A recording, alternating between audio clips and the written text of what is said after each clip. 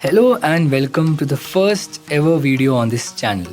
It's raining outside and the subject of the video is all the essential stats to know about before the start of the second test between England and Australia at the iconic Lords.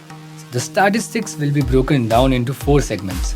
Firstly, we will be looking at the history of the ground, followed by player records at the venue, which will be mainly for the home side. Then we will look at the last match played at the venue between these two sides. Finally, we will take a look at the current form of the players. Let's start with the history of the stadium.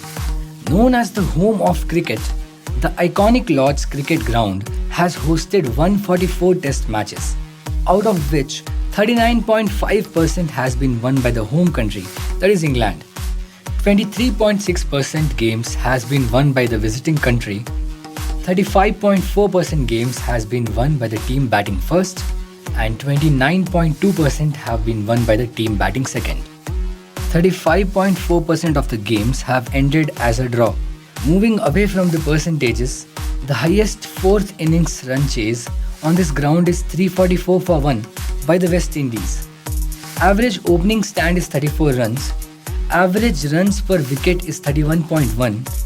And the average score batting first is 310. The head-to-head record between the two teams on the venue is England 7, Australia 15 and 7 draws.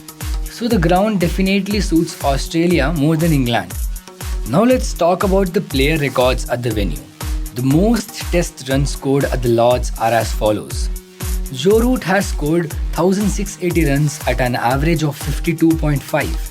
The other top scorers are Johnny Bairstow, Stuart Broad, Ben Stokes, Ollie Pope, Chris Wokes and the Australian legend Steve Smith.